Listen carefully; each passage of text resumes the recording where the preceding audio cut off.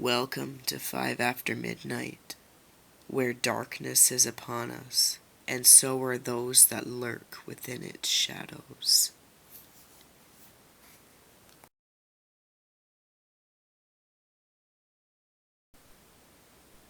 One.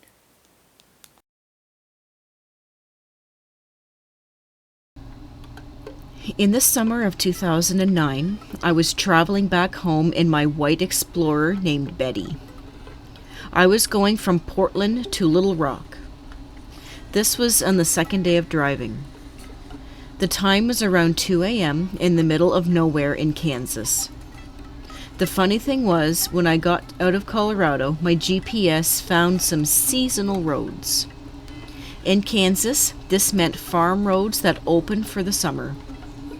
When it turned 7 p.m., I pulled over by a huge barn to look at the map on the GPS to figure out where the heck I was. Turns out I was a ways out. Keeping in mind that it is getting dark and there are no street lights or big towns, I decided it was time to suck it up and drive my ass through this. I had been driving since 6 a.m., which started in Utah.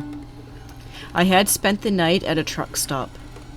I was so tired driving through fields and small towns that only had a house and a post office. Dark came around 10:30 p.m. I found this truck stop in the middle of this little town. A few truckers had set up sleep there for the night. I filled my truck with gas and I drove around back. As I park, one of the truckers shines a spotlight on me. I could see the two talking. I thought to myself that they were probably just checking to see what I was doing. After watching them talk to each other for a while, I decided this felt a little weird. I turned on my truck and got out of there. Tired and sleep deprived, I was striving to find a big town. The GPS showed one a ways out. Well, it started getting later, and I pulled into the town and I parked at a Walmart. I was planning to sleep there, but in the back of my mind, I still just didn't feel right. So once again, I started driving. I looked at the GPS, and Woodward, Oklahoma was 200 miles away. I decided to set that as my goal because I knew the town a little. So back to driving. I was still on farm roads. It was getting so dark I couldn't see what was on the sides of me or what was beyond my headlights, let alone behind me. I was doing about 70 miles per hour when I see this huge truck coming up on me. Well, I'm doing 70 on a farm road. What is this guy doing? So he catches up, looks like one of the truckers from way back at the first place. He gets right on my tail for about 2 miles, then he starts to go into the other lane. I slowed down to let him pass me. Little did I expect that when I slowed down, he slowed down right beside me. I didn't know what to do. We were almost at a complete stop, then I decided to push it to the floor. To add to this, the truck itself was really scary.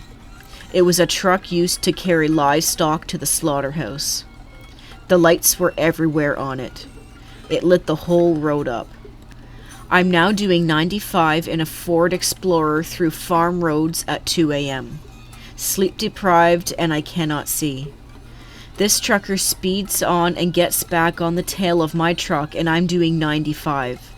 So I punch it harder and I'm now doing 110 down this narrow farm road. For 1 hour, I fought to stay ahead of him until I found a car on the road. I passed it and got more distance from the trucker. I ended up making it to Woodward.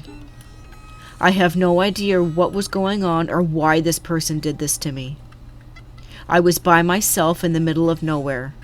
It felt just like a scary movie. I really thought he was going to run me off the road.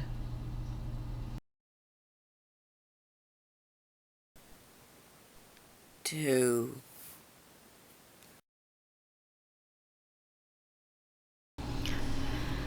I slicked my hair back to go pick up some beer at my neighborhood chain grocery store around midnight, and I was startled by a group of thuggish dudes hanging out right next to my car parked in the alley. I decided not to park in the same spot when I returned. In the checkout line behind me, a fracas developed after a stoic man dressed all in black and wearing dark shades indoors after midnight apparently insulted two lively women buying beer. They were going to town on him, defending their ways and saying that they could smell alcohol on his breath and that he was a crazy hypocrite. I merely glanced over a few times and noticed that he was inexplicably staring at me with an unwavering stone-cold killer expression. After paying, I hurried outside and told a parking lot security guard to look out for this creep. As I started up my car, I saw that the black-clothed man had got in a white Toyota. I turned right out of the lot and saw him do the same about a block and a half behind me. I turned right again and he did the same, a block and a half behind me. I made a left turn. He remained a block and a half behind me. I drove past my apartment and slowly came to a full stop at a stop sign some ways down the street. I idled and checked my rearview mirror. There he was, waiting at the intersection a few blocks behind me. I pulled a fast U-turn, gunned it, and raced towards him, with no plan to speak of. Immediately, he made a quick right and disappeared down a side street. Not sure if he was gone for good, I parked in the same spot as before and approached the group of thugs who were still hanging out. I began to explain the situation and that I was worried about being followed, and the oldest, by far hardest-looking member of the group stared at me, without cracking a smile, said, "Do you want me to shoot him?" No elbows, no winks, no laughs, just fire in his eyes. I declined, and they sent a young lackey to escort me to my building. I invited him up, and we each had a beer. He was nice, and I lived.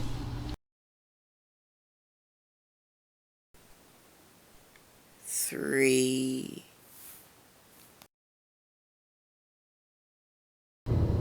I was out at a club with my friends, who are totally crazy. I got asked to go to Chinatown to get some food after the show and smoke a bowl in the car on the way.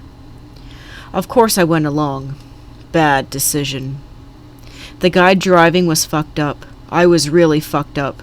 I was smoking in the passenger seat when he decided to try to squeeze between two cars at a light and clipped both of them pretty bad. He sped off. He made about 4 lefts in a row through red lights, going about 60 to 70, tires squealing. Girls in the back of the car screaming and asking to be let out repeatedly. Then we realized one of the cars was following us. We went through a Holland tunnel. I was really calm about it and informed the person driving that he pretty much had no choice but to stop, because sooner or later a cop would see us. He saw the wisdom of my words and stopped at a gas station and talked to the woman who was following us, and he paid her off. I walked off with one of the girls and called my friend to pick us up. I will never do that again.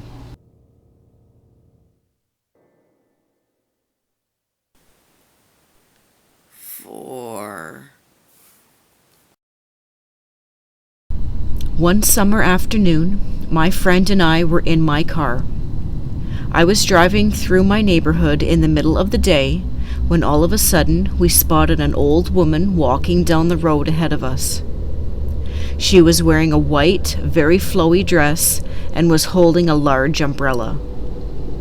From behind, she looked like something straight out of an impressionist's painting.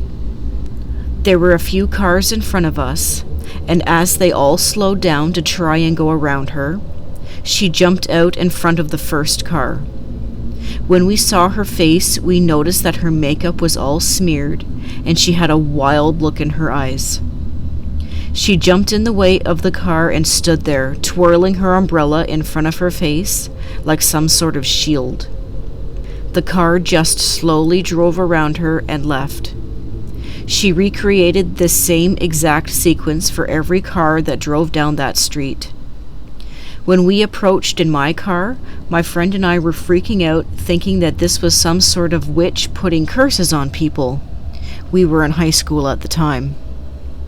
She jumped out in front of my car, twirled the umbrella for a few seconds, and we decided to stop just to see what she would do. After a few seconds, she put the umbrella down and pointed at us, mumbling something inaudibly. We stood there staring for a little while until my friend told me just to get the hell out of there, and I obliged. We drove around the block and went back to that road, but we never saw her again.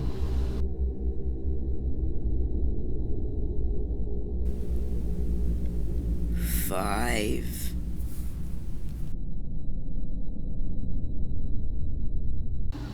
I was walking to my truck at about 2 a.m., coming out of my friend's house near an area properly nicknamed Crack in Hellview.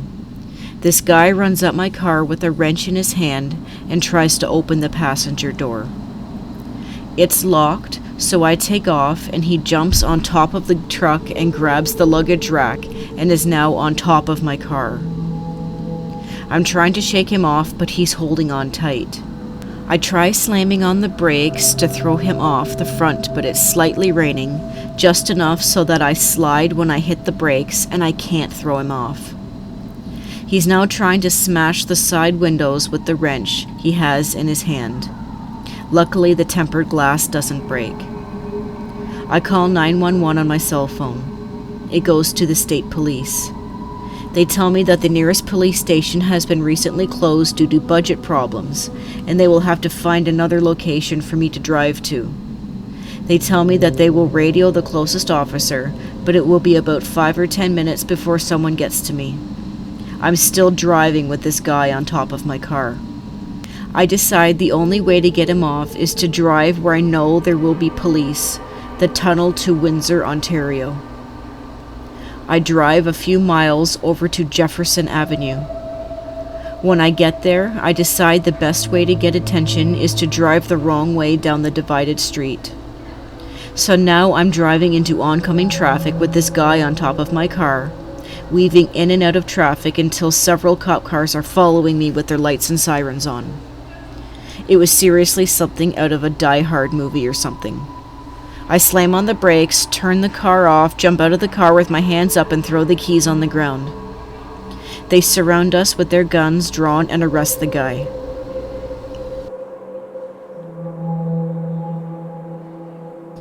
Thank you so much for watching and supporting the show. If you have a story to share, send us an email, like us on Facebook, share, like, and subscribe.